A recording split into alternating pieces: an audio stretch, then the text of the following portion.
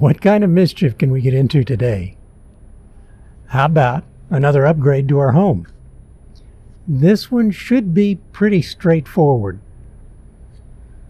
We've talked about doing this for years, but it involves our awning. Oh, don't get me wrong, it's a great awning. But anyone who has one, and most RVers have at least one, and there are several precautions you have to take when you use them. Now, it's already 95 degrees outside.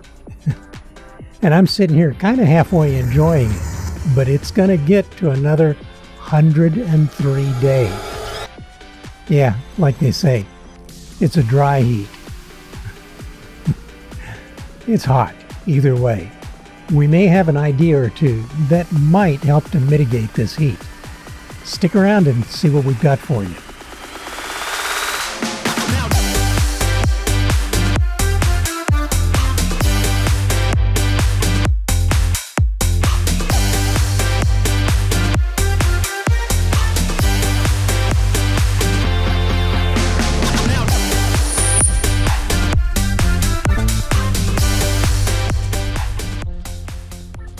Okay guys, it was just too hot to be outside and finish this up, so we're just going to do it in here. Hope you don't mind. Unlike a patio cover or roof that is a part of your sticks and bricks home, awnings in the RV world, no matter how high-end, tend to be pretty flimsy when compared to Mother Nature's whimsical changes in conditions. We have been warned by manufacturers and other RVers alike to use caution when you have it deployed. Over our RVing experience, we've developed a kind of sixth sense, maybe being more attuned to wind velocity changes, dark skies, more erratic conditions, to hit that retract button or switch, and you have to be quick. Our awning moves agonizingly slow when bad stuff starts to happen. I mean, even RVs with wind sensors on their awnings strive to get them in quickly. In Arizona, on hot summer days, we have these mini cyclones/tornadoes formed during times when it should be otherwise dead calm. Affectionately, in Arizona, we call them dust devils. They have been known to pick up all manner of human property and deposit it blocks away, like bounce houses, she sheds, trampolines, and the list goes on. Another thing to watch out for here in the desert Southwest is microbursts. It is a weather condition that can send a blast of air straight down at hurricane speeds, dropping an aircraft right out of the sky and destroying structures in the blink of an eye. Being a popular snowbird destination, engineers developed a strap and anchor system to protect mobile homes and many more permanent RVs in many of the parks out here. Okay, back to the mod. There are straps that are made of nylon, some Kevlar, that can be looped around the tube of the awning and staked to the ground to help protect that shade investment you have on the side of your rig. But they at best are only temporary low-speed wind fixes. Another idea is to enhance the shade your awning provides by adding a drop-down shade cloth.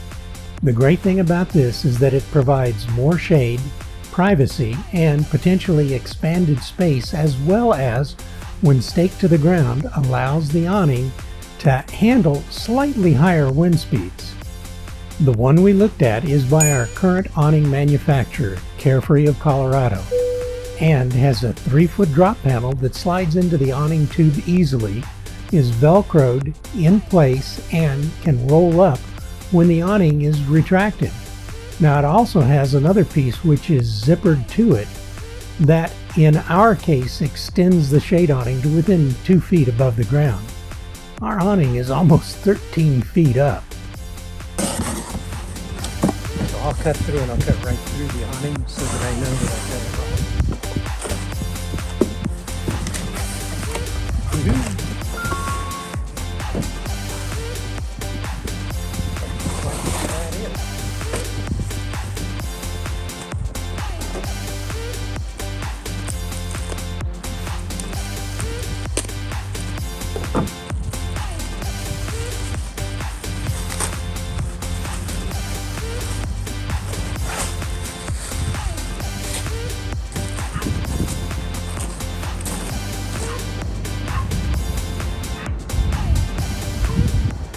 Chuck came over and helped me install it. 15 minutes tops.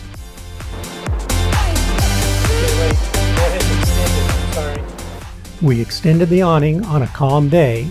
I backed the truck under the roller so I could reach it from the bed rails. Chuck set up an A-frame ladder that he brought from home. Shelley extended the awning just a few inches from what was normal full extension till the slot in the tube that we were going to use lined up with the scallop in the plastic idler cap, not the motor side, the other end. The motor side is usually towards the front of the rig.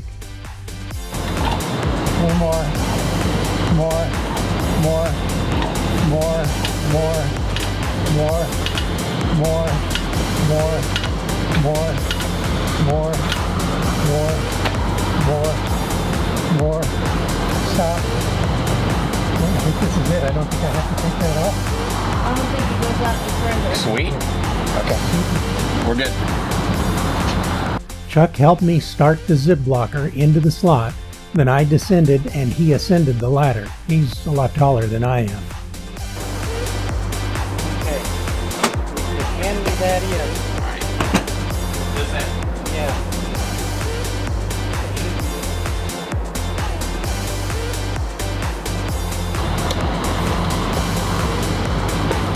Well, it's nice you ain't got to take that off. Alright. Alright, come on down now. Let me get up there, you get on the truck.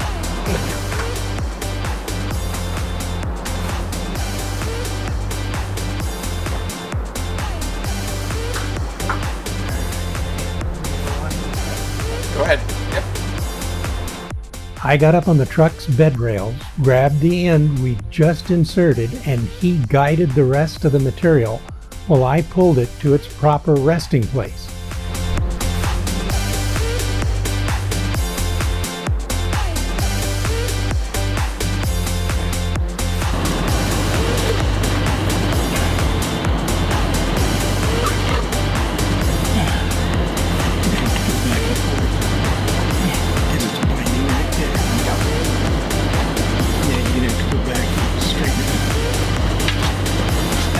I know. So it was like, yes. If this truck bed was just in here longer, I'd have it.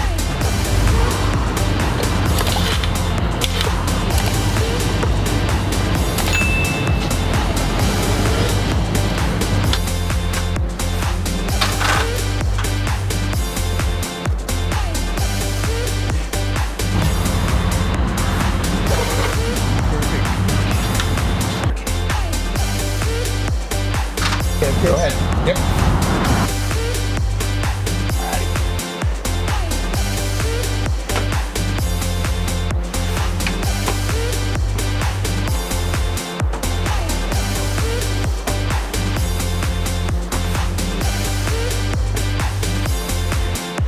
Hold it right there. Now there's a Velcro sticky thing. Yes, that's going to stick onto the Okay, side. go ahead then.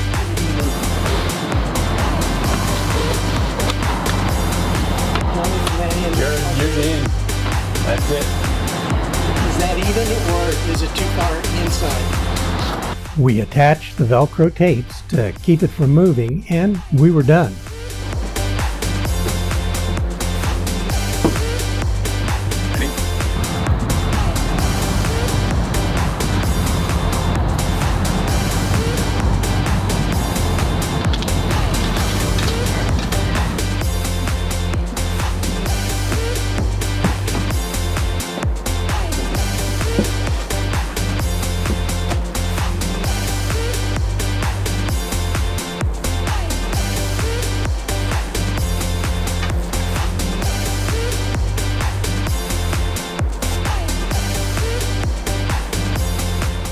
When attached to the ground using some pretty cool anchors made by a small family-owned business called mightyfine.com, and that's P-H-I-N-E.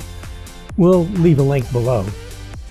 We just use a 12-inch by half-inch masonry bit with a 3/8" reduced shaft and our battery-powered drill to make a pilot hole, then use an 18mm socket attached to the same drill to screw the stake into the ground. We then hook 3 24-inch bungees to the 3 grommets at the bottom of the cloth, and there you have it. If the weather changes and or we are going to be away from the RV for a while, we just unhook the bungees, pull on the zipper, and disconnect the lower, longer, wider part from the awning, and Shelley rolls the awning in quickly and easily. Best of all, the shade is called Carefree Easy Zip Blocker and was about $185 from Amazon. Over the last few years, we have seen a lot of rigs in every park we stay at that has done this. Even boondocking. It's a great way to help mitigate the heat of this beautiful desert Southwest. It makes an amazing difference. I sure wish we'd have done this a whole lot sooner. Oh yeah, and this little addition, I hope, should make it easier to spot us while we're out and about. When you see us, please honk and give us a wave.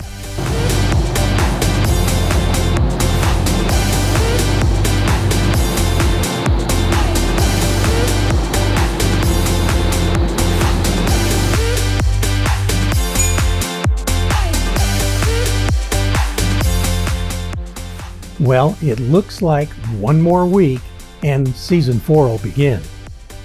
Shelley, Grizz, and I'm Chris, sure hope we get to see you guys again next week as we get the final tidbits out of the way for the road. We just can't wait to meet up with more of you out on the road, so please travel safe.